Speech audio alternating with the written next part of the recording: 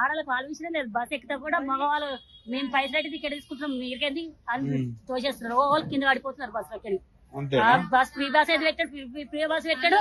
Gas law, పప్పుల, బియ్యంలా, నూనెలు అన్ని పెంచుకున్నాడు. వాడు ఫ్రీ బస్ పెట్టిన లాభం ఏం లేదు. 2500 వస్తున్నాయా? మాకు 2500, 25 రూపాయలు కూడా వస్తున్నాయి. అయితే ఈ 2500 ఇట్లా ఇవన్నీ ఇచ్చి మిమ్మల్ని కోటేశ్వరాలు లేదా అని చూస్తాడట. కాకపోతే ఆయన ఎక్కడికైనా పోయి కొంచెం అప్పిరంటే ఆయన దొంగను చూసినట్టు చూస్తున్నాడు. మా ఉన్న ఆస్తి కూడా పోయేటట్టు చేస్తాడు. మాకు గుండె భూమి కూడా పోయేటట్టు అయిపోయింది. మాకు వచ్చేది ఎందుకు? మాకు అన్ని పిరవైనాక మాకు మెడికల్ ఇస్తాం. ఈ కష్టం చేసుకుని నలుగురు ఉన్నారు అక్కడ బతకాలంటే ఎట్లా బతుకుతాం? ఈ 10 రూపాయలు కూలి చేసుకుని ఎట్లా బతుకునికి వస్తుంది?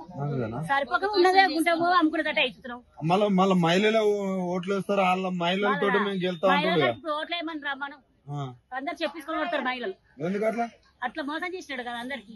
అంత కోపం వస్తుంది చెప్పు తీసుకొని. మాకేం చేసినాడు అని ఏం చేయలేదు.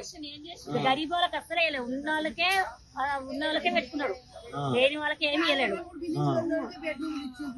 డబుల్ బెడ్రూమ్ ఇచ్చాడు. మాకు ఏం లేని వాళ్ళకి ఏమి ఇవ్వలేదు. మాకు ఊర్లో భూమి జాగలేదు. మాకు ఇక్కడ ఇల్లు లేవు. మీదే కష్టం చేస్తాను బతుకుతాం. తులం బంగారం వచ్చిందా? మాకు తులం బంగారం కానీ ఈసం కూడా తెలియదు. మాకు రేవంత్ రెడ్డి వచ్చినాక ఎట్టున్నది మీ పరిస్థితి? బాగలేదు. అక్క తిన్న బతుక అవుతుంది. ఇంకా కేసీఆర్ ఉన్నప్పుడు ఇంకా మంచిగా ఉండే. ఇక్కడ పోయినా కానీ మాకు ఇంత కొంచెం ధరలు తక్కువ ఉండే మంచిగా ఉండే మాకు.